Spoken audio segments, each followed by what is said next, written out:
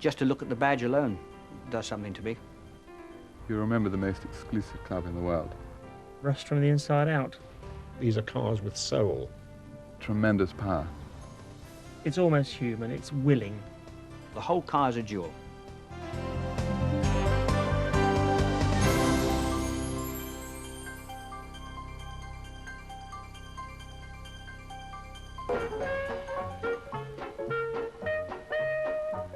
The beginnings of the Alfa story are about as unpromising as it's possible to be. The company actually started life, it wasn't even called Alfa, it was called SAID for the Italian Darracq Automobile Company. The company was on the verge of bankruptcy. Darracq was actually bought out by the Italian co-directors of the company. They renamed the company the Lombardy Automobile Factory, which the initials of which in Italian are ALFA. And the story really began when they recruited Giuseppe Morosi, a surveyor turned automobile engineer, to actually design some new cars for them. Morosi's designs put the company on a sound commercial footing, and it was beginning to do rather well until the outbreak of the First World War, when the car market disappeared virtually overnight. Cars and car parts which had been produced ready for assembly were simply locked away in the warehouses, and the company really stared bankruptcy in the face. Until one of the major financial shareholders, the banker di Sconto, introduced Alfa to Romeo in the person of Nicola Romeo, a mining engineer and another entrepreneur who was doing very well out of Italian government army contracts. He took over the Alfa factories, switched them to war production, and expanded the output of the company 24-fold. He was caught in turn by the end of the First World War and the disappearance of these markets that had provided their salvation, so that all he could do in the short term, although he was no car enthusiast himself, he could see the commercial value of all the pre-war parts that lay in the workshops, and he organised the workforce to assemble these into cars which could be sold. Another famous name who joined Alfa at about this time was Enzo Ferrari, who was then a very, very keen racing driver. Ferrari's main value was that he knew Vittorio Giano, a racing car engineer and designer who then worked for the all-conquering Fiat racing team in Turin. And Giano came to Milan to head up the new Alfa Romeo racing development. The result of that collaboration was the Alfa Romeo P2, which was the first Alfa Grand Prix racing car to be successful. Giano's main contribution to Alfa history, starting with the P2, was in the engine he designed. That engine in the P2 gave Alfa 2 World Championship winning seasons. It also provided the inspiration for a series of production cars, because the other half of Nicola Romeo's interest in cars was to provide income for the company. Giano produced a single overhead camshaft version, very, very much detuned, cut down to 6 cylinders instead of 8, and this produced the 1500, the first of a series of immortal sports cars that people think as perhaps the most classic Alfas of all.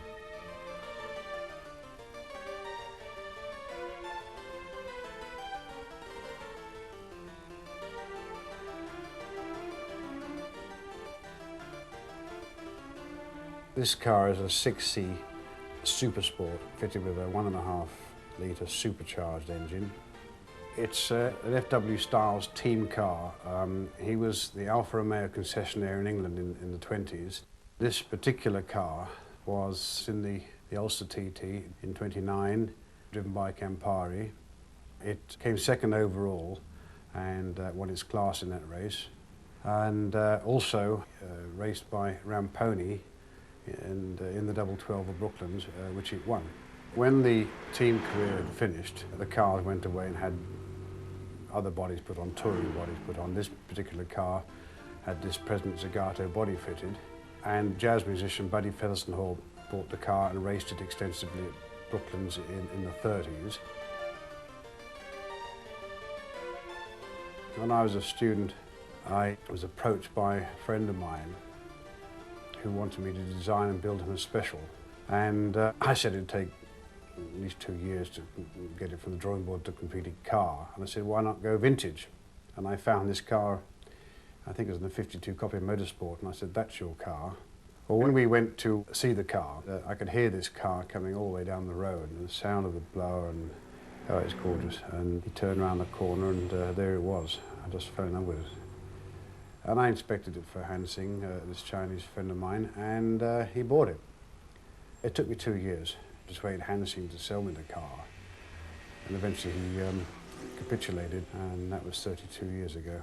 It's a delightful car to drive. It's not an easy car if you don't know it. The gearbox is a little bit difficult. You have to doubly clutch up and down.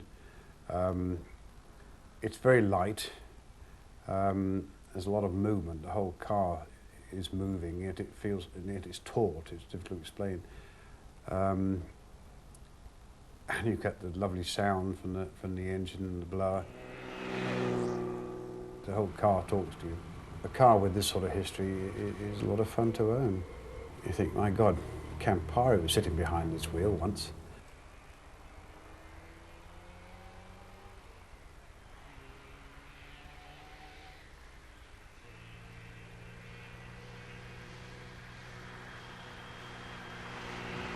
Successive models from the 1500, the 1600 and the 1750 were really variations on the same theme. They won sports car races, but the company was still hankering after Grand Prix success because this was the real trump card with the public. It was difficult for Jarno to carry on developing the P2. What was needed was a new design altogether, which he developed in the form of the immortal P3. This car proved so competitive on its first outings, it seemed as if all the money and all the time that had been spent on it was now actually going to put the company at the top of the Grand Prix racing tree. But the company had horrendous financial problems. Once again, they'd spent too much on sporting success and not enough on sound production cars.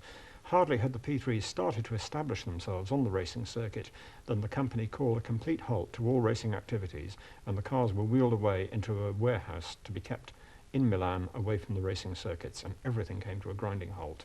The company fortunately had one more shot left in the locker. One of the derivatives had been a sports racing version to take over from where the 1750s had left off. This car was entered in a major sports car race at Monza, and it had actually won on its first competitive outing. The cars ever afterwards, in honour of that victory, were to be known as Monzas.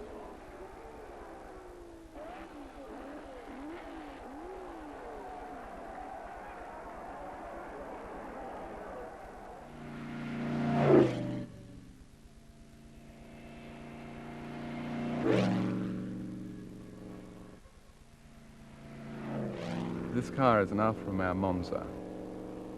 The car was bought in 1933 by an Englishman who was a privateer. You could buy it direct from the factory then, worth £1,600, which was a lot of money. And it was immediately raced throughout the circuits in Great Britain and Ireland and in Europe. Tremendous success it was. There were only about that time 10 original Monzas.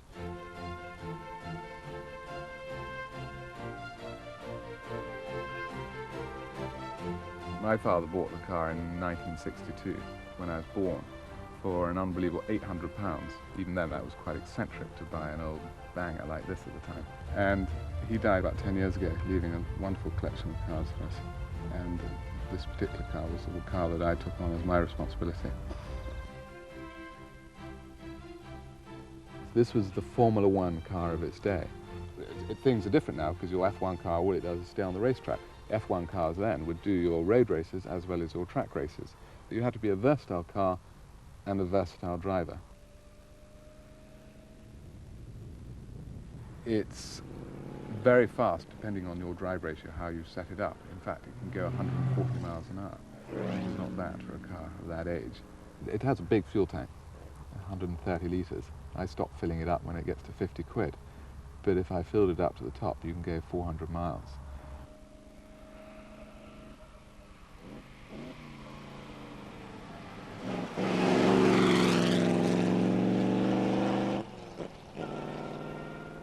The accelerator pedal's in the middle, which can put you off to start with, and you occasionally go shooting through the traffic lights if you're not careful. It's got a crash gearbox, and once you handle all these little quirks about it, it is as smooth as butter. Very high torque, very direct steering. You can see the wheels in front of you. You're on top of the car, and it's tremendous power. I'll push it out of the garage, I'll drive it to the racetrack, I'll take the wings off, I'll thrash around, hurl it as hard as I can around the track, and then at the end of the day I'll drive it home. And you know, there are very few thoroughbreds you can actually do that with. It's the most fantastic car to own because you remember the most exclusive club in the world. It's only 6 really original ones around. A lot of these fantastic, wealthy car collectors would give their eye teeth to have a Monza. I'm the first to admit that I'm the luckiest person alive. I want to use it as much as I can. It's a bit of a cliche to say that one's just merely the custodian of it, and it will be passed on to the next generation. No one really owns the Monza. The Monza owns you.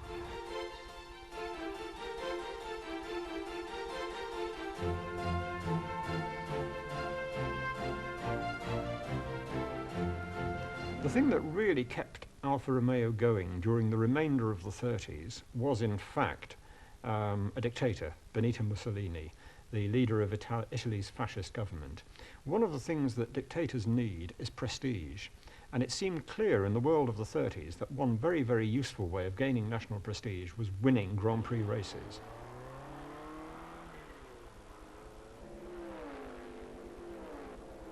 The government, in effect, became a major shareholder, pumped more and more money into the company, and changed its priorities completely.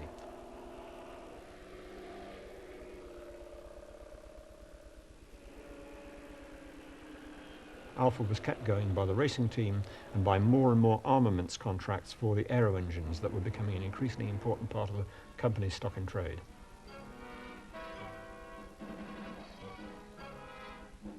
Of course, Alfa's aero engine production was to make the company a priority target once war actually did break out. And by the time that war was over, the company's factories were literally in ruins.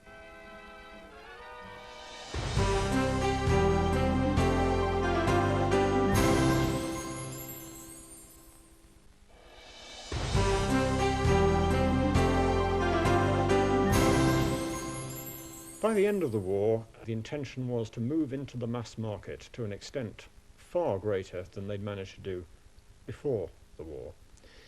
And one of their engineers, Dr. Orazio Satapuliga, had designed a car which was the first Alfa to be mass-produced. It was the first monocoque Alfa with an integral body and chassis. It was the first 4-cylinder twin-cam Alfa, setting really a new theme for all the production Alfas right down to the present day. The 1900 really re-established Alfa as a major car producer in this enthusiast-oriented market.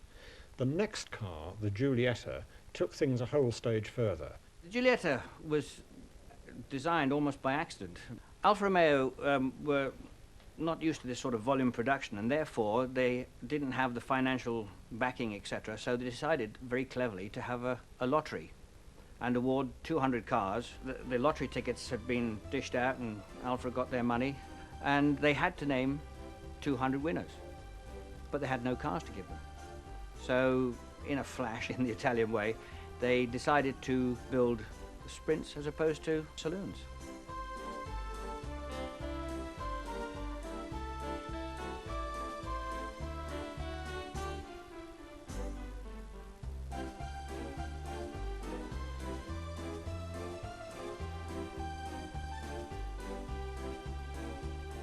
And this one in particular is a lightweight 1957 Giulietta Sprint, which is quite rare. I think they only made 750. I've had the car since 1969-70. It was my normal road car, and then I had a bit of an engine problem and put it in storage when I went abroad, and about 1986 or so I decided to have it restored.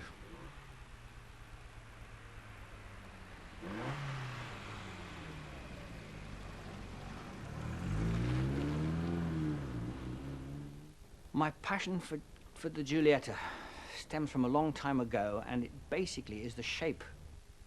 But it's totally balanced, it's got flowing lines, it's simple, it's got no frills, and it's just exactly right. And everywhere I go with this car, people say to me, "What a beautiful car."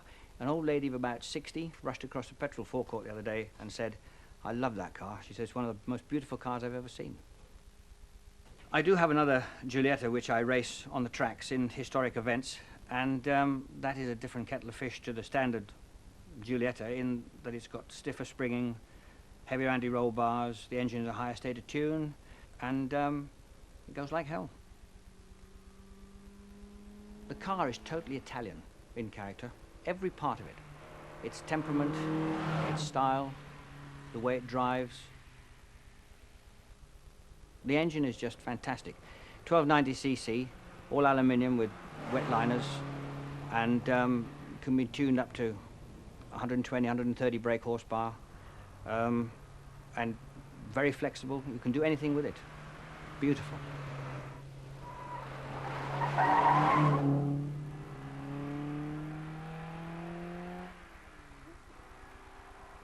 It's a little jewel. The whole car is a jewel.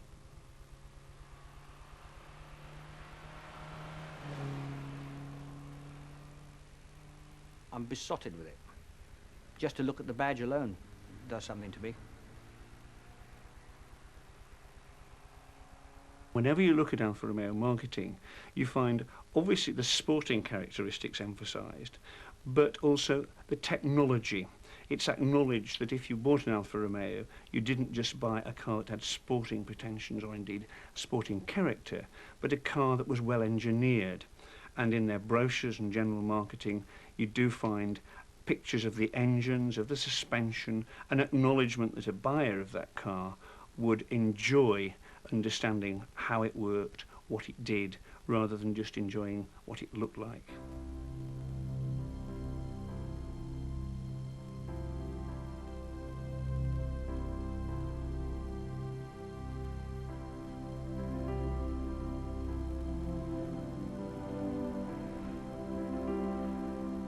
The one thing that Alfa were always very good at was taking a good design and capitalising on it. The Giulietta eventually became the bigger Giulia, and the various versions, the Spider and the Veloce and the larger six-cylinder cars. These really established a golden age for production Alfas, where people could buy a car with an almost unique combination of character and performance and looks. The Italian government was undoubtedly delighted with the success of its protégé, but a new political factor began to enter its dealings with Alfa Romeo during the late 1960s, when it began to see Alfa as a possible solution to a problem of increasing unemployment and unrest in the south of the country. And it was decided that a completely new car should be produced to enter a part of the market that Alfa hadn't been involved with. It was to be produced in Naples rather than Milan, where all previous Alfa production had been concentrated. So the Alfa Sud owes its name because it was a product of Alfa South, Alfa Sud in Italian. They built the factory at Pomilaga in the south and basically employed the peasants from the fields to build them. Part of the problem with the workforce was that, having worked in fields on farms, they were used to a 3-day week, and obviously Alfas and the government wanted them to work 5. The end result was that the factory never worked at anything approaching full capacity, and that blighted the commercial viability of the project, even with government money behind it. I first became interested in Alfa Suds when I became an apprentice back in 1979 at Thompson & Taylor's, who were the original importer of Alfas in the 60s, and having worked on them and spent lots of time around them, it took less than a year for me to have one. My first Sud was a little red 1200 Ti N-Reg, which I owned in total for 10 days, 7 of which I spent fixing it. And on the 3rd day of ownership, I hit a very fast Opel Ascona in it, head on, put my girlfriend in hospital and broke my wrist. This didn't put me off because, well, I've had another 31 since then.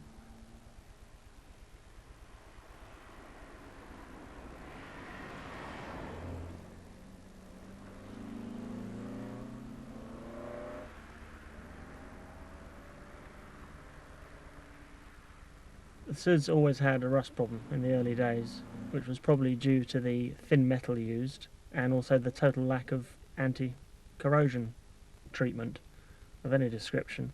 They then attempted to cure it by filling some of the inner panels with foam, which basically retained the moisture and made them rust from the inside out.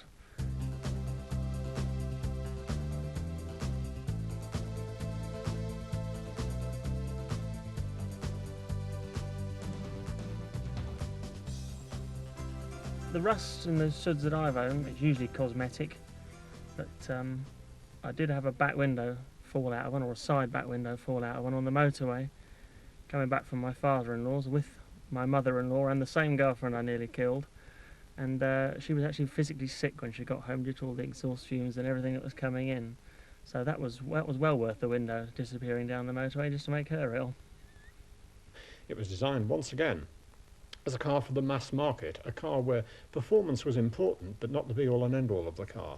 And yet this is a car which established its own racing reputation to the point where a special formula was established in Italian and increasingly European racing for Alfa suits. They became extremely popular. A combination of qualities that make the Alfa Sud such a great car.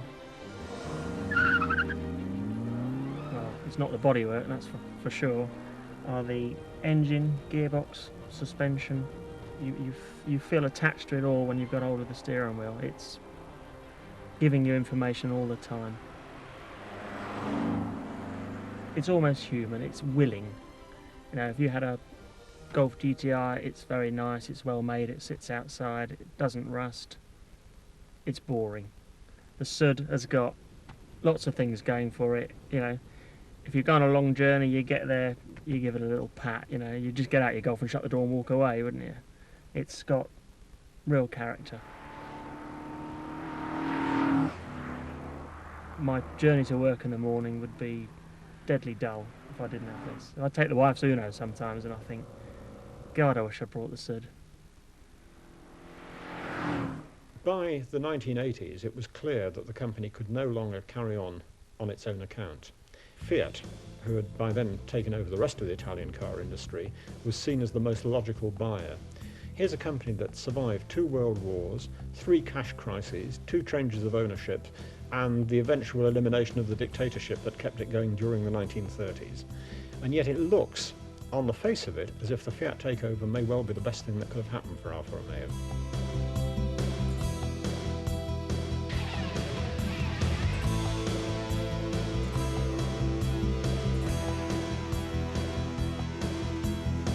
Most people, even if they're not dedicated Alfa enthusiasts, will admit to having a soft spot for the marque, possibly because it has been hanging on of its teeth for so long. Alfa Romeos tended to be works of art as opposed to racing tools. Fortunately, sometimes the two combined. I love them. I race them. I drive on the road every day. I fix them. I wouldn't have anything else. Unless you've actually driven one, it's difficult to be sure what people are talking about when they say that these are cars with soul. But any Alfa enthusiast will know exactly what you mean. And that's what makes the marque unique.